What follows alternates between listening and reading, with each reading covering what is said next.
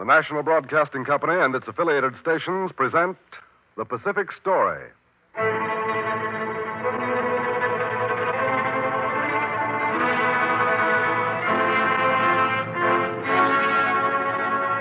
In the mounting fury of world conflict, events in the Pacific are taking on ever greater importance.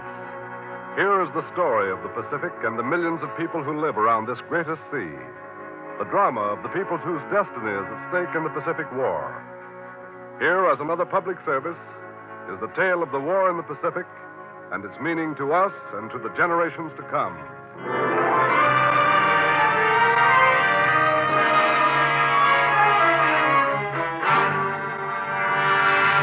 Manila, Pearl of the Orient.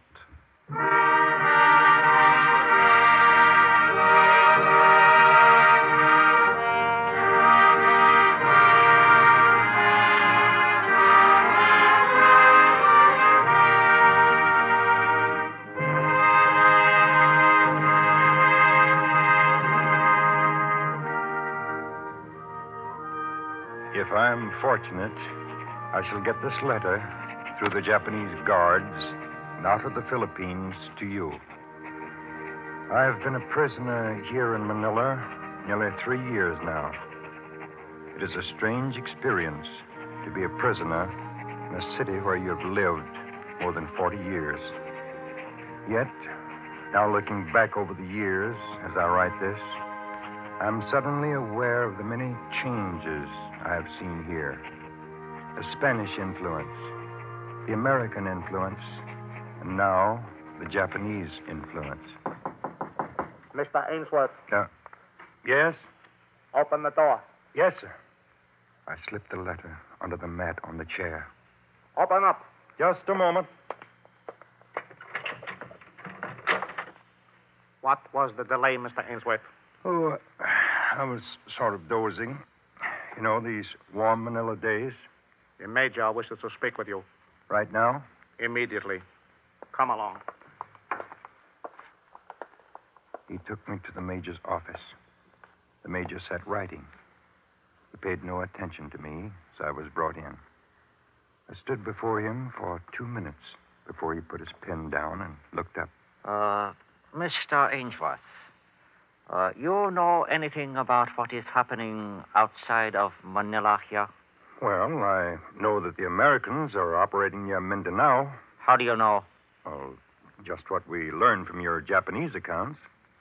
Uh-huh. Could it be that you have any other source of information? How could we have? Answer. I am a prisoner. Who could give it to me? It would be dangerous to have any contact with the outside, Mr. Ainsworth. That is all. All right, Mr. Ainsworth. Come along. The Japanese in Manila are becoming more apprehensive. They are alert to the meaning of everything happening around them. Downtown, where they have built barracks in the parks and fields, there is an air of tenseness. Recently, when I was out with a work party of prisoners, I saw how they've taken everything. Schools, the hospitals, many of the buildings of the religious orders. I remembered the city as it looked in 1941, before the Japanese came. Beautiful country here. Beautiful. You want to stop here, Tupper? Yes, let's. Right. Just like stopping on Riverside Drive. Yes. A Dewey Boulevard here runs for 13 miles along the waterfront. Right out there is where Dewey fought the Battle of Manila Bay. Mm-hmm. Look at that moon over the water. It's one of the most beautiful harbors in the world out there. It's a beautiful crescent in shape. How big is it? Well, they say it has an area of 770 square miles. Big enough to accommodate a fleet. Yeah, and then some. Almost any time you go down to the harbor, you see ships from every part of the world. American ships, Japanese, Swedish, Greek, German, Turkish. You know, Ainsworth, that's the kind of stuff that gives me the wanderlust. Yeah. Well, I had it, too, until I came here at the time of the Spanish trouble. So I stayed. And there were a lot of other people who came here before me who had the same reaction, and they stayed. Portuguese, Arabs, Spaniards, That's why Manila has a character it has today. You mean they influenced the character of the city? They made the city, Tupper. That was Raja Soliman, who ruled the Mohammedan community here back in the late 1500s.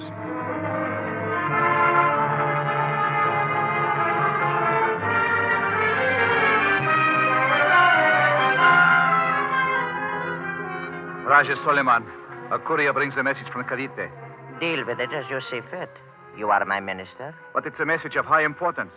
Where is the courier? I will bring him in. Courier, come in with your message. Yes. Give it to me. I will read it. I was ordered by Martin de Guiti to read it to His Highness, myself. Read the message, then. Yes, Your Highness. To His Highness, Raja Soliman, ruler of Intramuros. As emissary of His Majesty's General, Miguel Lopez de Legazpi, and in the name of Philip II, King of Spain, I extend the hand of friendship to you, Raja Soliman. Who sends this message? Martin de Guiti, emissary of Miguel Lopez de Legazpi. And he is at Cavite? Yes, Your Highness. Go on. We come as friends and beg your friendship. We offer you the benefits of the protection of the Crown of Spain and ask that you and your people submit to the authority of King Philip II. Humbly, we await your answer. Signed, Martin de Guiti. Do I understand that this man asks that I submit my people and my own person to his rule? The man who sends this message has a force of men and ships at Cavite. Martin de Guiti's force at Cavite is strong. Friendship we will offer them, but submit to their rule, never. This is my answer. Carry it back to Martin de Guiti. Yes, Your Highness. We have offered Raja Soliman friendship. This he has refused. We attack now in the name of our king and our country. Let every man do his part for the flag of Spain. Forward!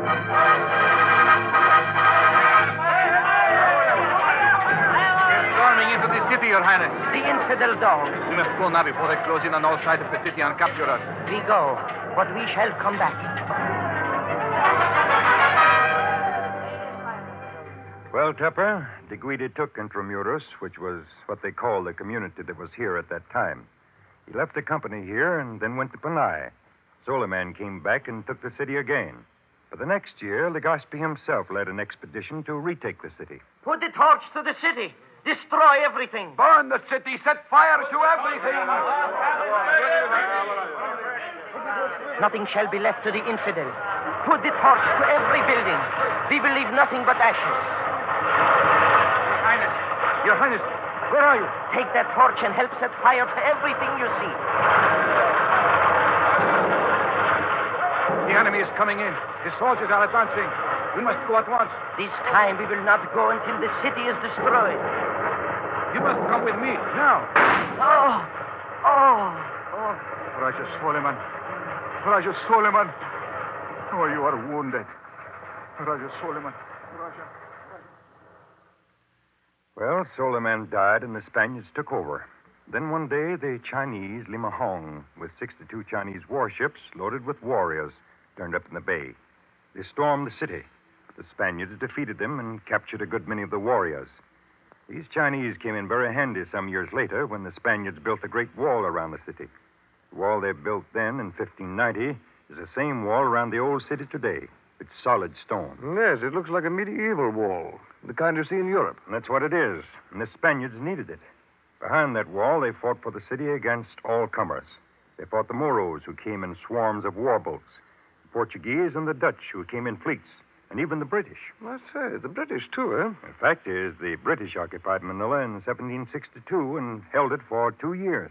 Then that wall's been here for 350 years. Yes. Let's drive over and look at it. Good. Well, we drove down Dewey Boulevard and over within the walled city. What's that, Ainsworth? The wall's broken down there. Yes, earthquake. And notice that there are cracks in it, too. Seen a lot of things that wall has, hasn't it? More than we can imagine. And this was the original city within these walls. Yes, all the developments outside are more recent. Oh, here's something I want you to see. This is Fort Santiago, eh? Yes. It's stands almost exactly on the spot Solomon's fort stood when Martin de Guiti attacked. This fort was built by the Spaniards. Oh, yes, I remember.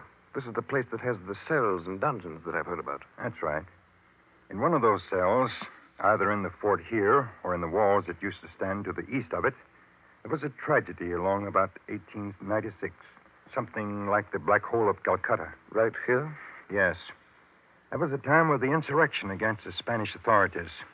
60 Filipinos who were suspected of having something to do with the uprising were arrested and crowded into the cell. 56 of them died. Good heavens. Now, Fort Santiago here is headquarters of the United States Army in the Philippines.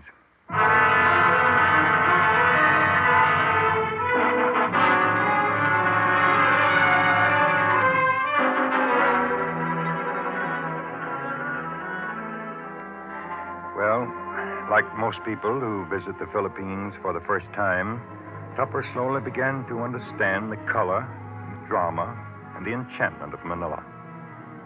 I remember that Monday very well. We drove down to the harbor.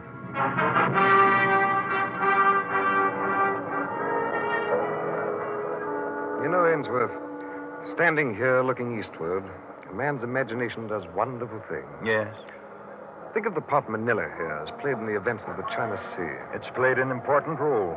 I'm beginning to see why they call Manila the Pearl of the Orient.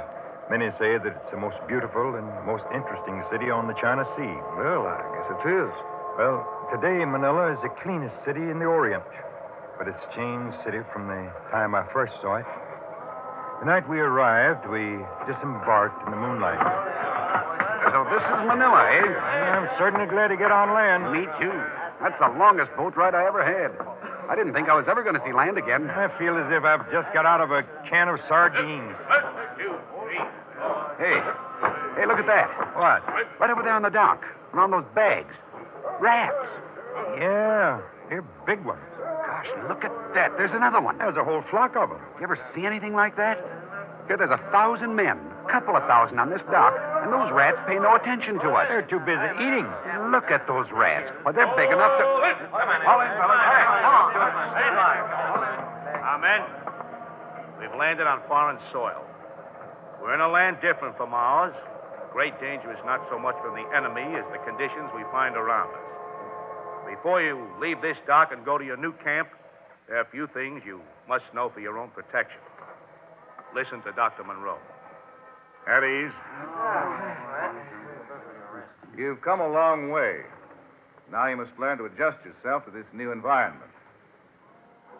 Some steps have already been taken to clean up sanitation conditions here, but more must be taken. First, remember that you can drink only boiled water. If the water has not been boiled, do not drink it. Another thing, there are rats around. You'll find many of them around your camp. Perhaps so many that you'll have some in your own tents, and maybe some in your own beds. The danger from rats is that they carry the fleas that spread bubonic plague. How many of you know what bubonic plague is? It's deadly. We've organized rat-killing gangs, and it'll be your duty to cooperate in every way, not only for your own life, but for the lives of your comrades. Your liberty will be closely supervised, for around us there's a great deal of disease, even leprosy. Watch what you eat, what you touch, where you go. Remember, the best way to deal with disease is not to get it. That's all. And right, wait. Forward. March. 1, 2, 3, 1. We found that it was worse than we expected. Malaria was rampant. Nearly everyone got dysentery. There were rats everywhere. The boldest, most dangerous rats I've ever seen. But the toughest part was getting used to the food. Hey, don't we ever get anything but this smelly chow? You ain't home, you know. What do you want, Charlotte Russe? Fish and rice. Rice and fish. Well, back where I come from, that's what they feed the ducks. Throw them another fish. Filipinos had no chance to have a part in the handling of their own affairs. They'd been under the Spanish crown for more than 300 years. Everything had to be done. American doctors, engineers, builders, teachers, and businessmen started to come in. They got down to brass tacks right away. The doctors went after the sanitary conditions. The teachers went to work teaching the youngsters, making them proud of their Filipino heritage. And the engineers started building. Their first big project was right here on the harbor. That's the main wharf they're working on out there. Mm-hmm. Going to be a big one, is it? Big enough to permit the largest vessels to unload directly on the wharf. Yeah, excellent. Manila, with its strategic location, should have the finest possible harbor. And there's another factor, too. Manila must have a harbor that is safe during the monsoon season. Why do you suppose the Spanish government abandoned its work here in the harbor? Well, there were probably several reasons. Probably the most important one was labor. We've had trouble ourselves. You can't get labor? Well, first we used Negroes, but they couldn't stand the climate. You'd think that Negroes could stand this heat. And then we tried Chinese coolie labor, and they couldn't stand the climate. Well, they're right out there in the blazing sun. So now we have Japanese labor. Are they working out all right? Not especially. Now, come along over here and I'll show Yes. you. Mr. Warden. Mr. Warden. Yes? We've got to do something about our health. We're not making any progress. Now, what's the matter? Oh, about half the Japanese have quit. The others are doing almost nothing. That's what I've been afraid of. Have you tried Filipino labor? That's what I was going to suggest, Mr. Warden. We've been thinking about that, and that might be an idea. We'll try Filipinos.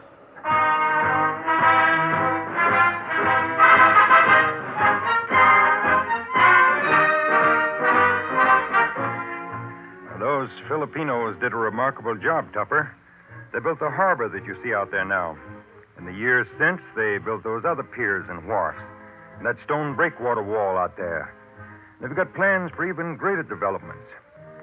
Now that I look back, it seems that I've seen all these things develop as if by magic.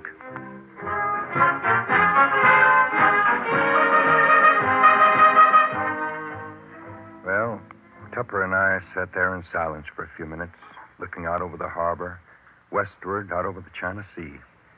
Then we started back. How big is Manila today, Ainsworth? Well, I should say something over 600,000, probably as much as 625,000. It's grown far out beyond the walled city. Most of it is outside. We drove over one of the big bridges across the Pasig River. And I remember that while we were crossing, I turned on the radio in my car. Ladies and gentlemen, a special bulletin has just come in.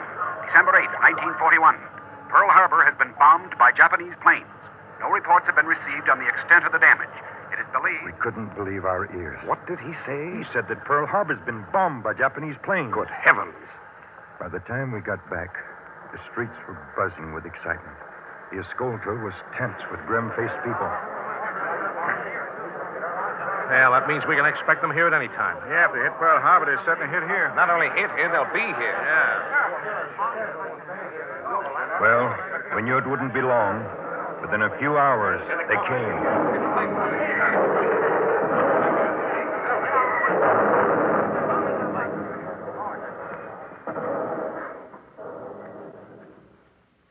And soon we were getting reports of the Japanese landings. They were driving on Manila.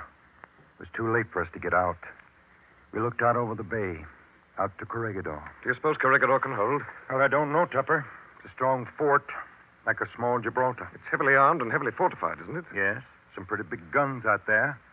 Down under it, tunneled in the rock, they've got supplies to last them a good while. Well, I've read that it's one of the anchors of the defense line from Hong Kong to Singapore to here. Well, yes, I guess it is. If Corregidor falls, it seems to me the positions of Hong Kong and Singapore will be weakened. Well, maybe Corregidor won't fall. It doesn't look good. That was the last time Tupper and I ever talked. Manila had been declared an open city, but the bombers came back.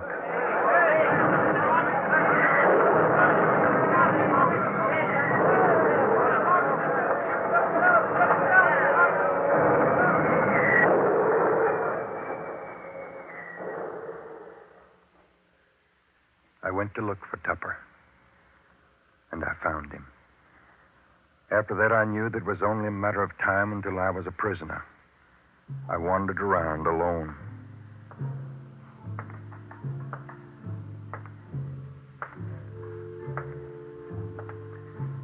I'd been here for more than 40 years. I had seen the city change from a cesspool of disease to a bright, gleaming, modern city. A pall hung over the city. The Escolta and Rizal Avenue were tense. The picture houses were closed. Most of the shops were closed.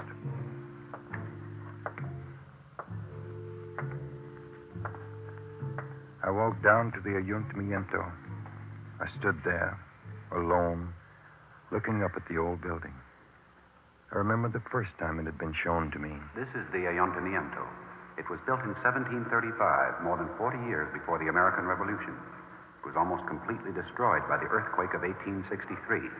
It now houses the Supreme Court in the Department of the Interior. It was almost as if those words echoed. I'd heard them so many, many years before.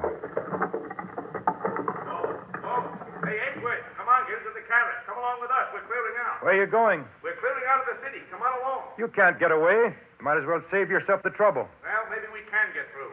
All right, let's go. Get along.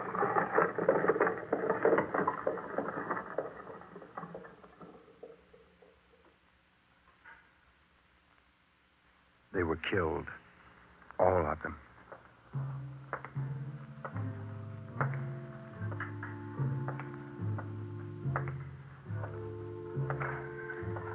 I walked down to the Malacañan Palace. I'd passed it hundreds of times, but had never really stopped to look at it. Now I stood there, alone, looking up at it. Soon the Japanese will be here. An old Filipino walked up and talked to me. The Spanish governors lived here, and the American governors lived here. At last, President Quezon lived here. Now, soon the Japanese will live here. I quaked at the thought of the Japanese there. The Filipinos had so recently moved in.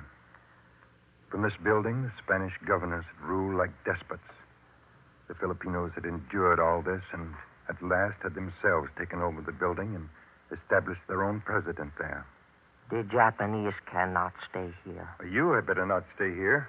This is one of the first places the Japanese will come. I will wait for them.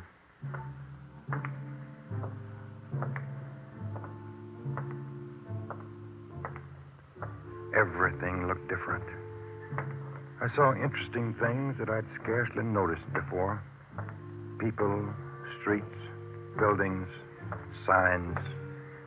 I knew the Japanese would soon be in the city. I walked out toward the Luneta.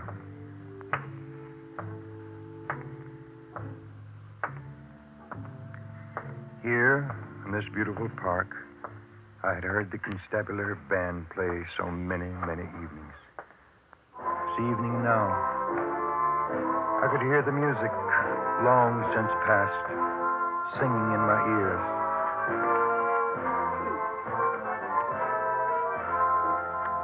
I stopped before the statue of Jose Rizal. Jose Rizal was the brilliant young Filipino patriot who gave his life for the freedom of the Philippines.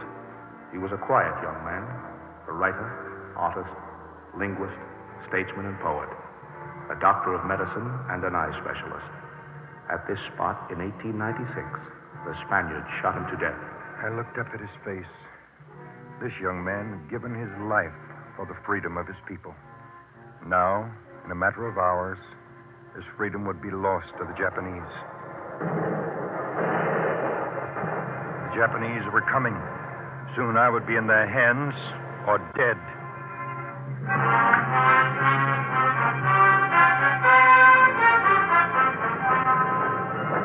They marched into the city, column after column. With them came their tanks and armored trucks. Filipinos stood along the line of march, their faces impassive. We were the vanquished. These thousands with their weapons were the victors.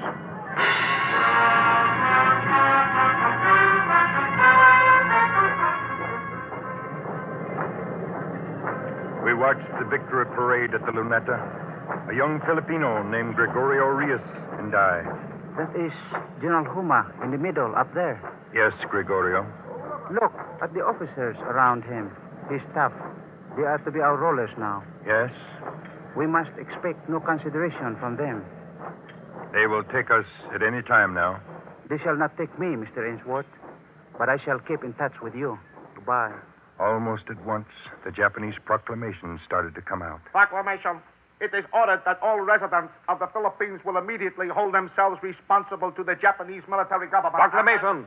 The penalty of death is prescribed for the following offenses against the military government of the Imperial Proclamation. It is ordered that all schools will be closed until such time as the Japanese military... Proclamation. Effective at once, the Japanese military currency will be adopted as legal tender and all transactions... As they took me to the prison camp, I had one last look at the Escolta and the Pasig River and all the old familiar places that I'd come to know and love so well.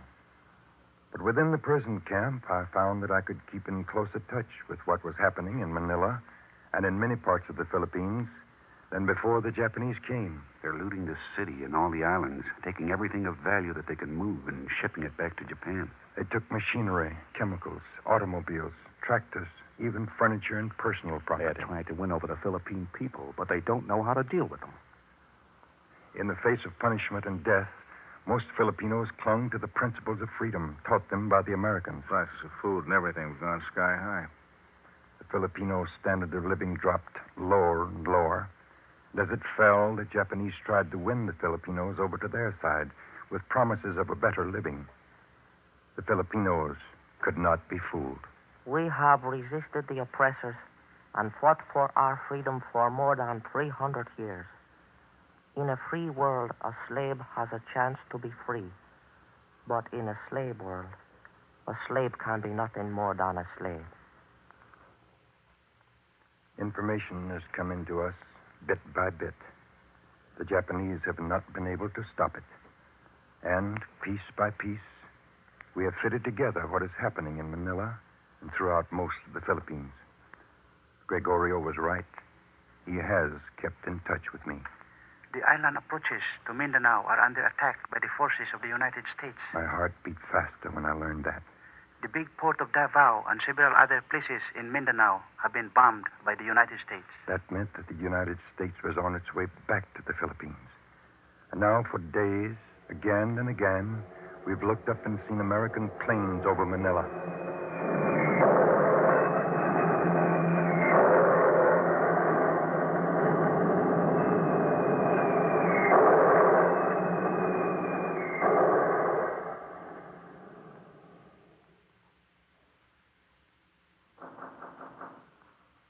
Mr. Ainsworth. Huh? Oh, just a moment.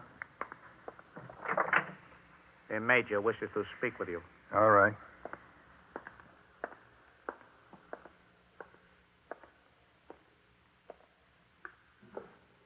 The Major at last put down his pen and looked up at me. You know the Filipino Gregorio Reyes? Who is he? You need not try to deceive us, Mr. Ainsworth. Gregorio Reyes has been arrested. Henceforth, it will be useless for anyone to try to make contact through him with the outside. Guard, take him away. Come along. This way. The Japanese guard took me back. Now, I must try to get this letter through the Japanese and out to you. If Gregorio has been arrested, you will never receive it. You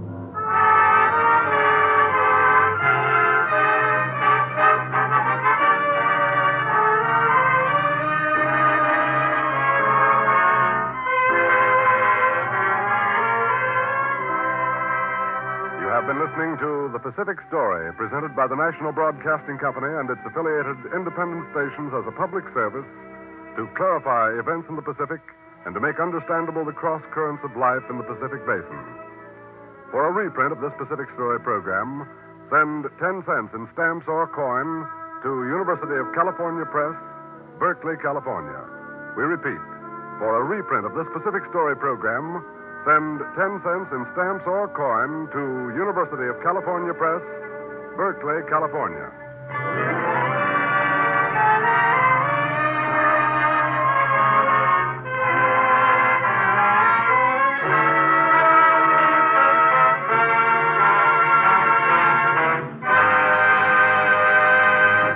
The Pacific Story is written and directed by Arnold Marquis. The original musical score was composed and conducted by Thomas Peluso. The principal voice was that of Jack Edwards Sr. This program came to you from Hollywood. This is the National Broadcasting Company.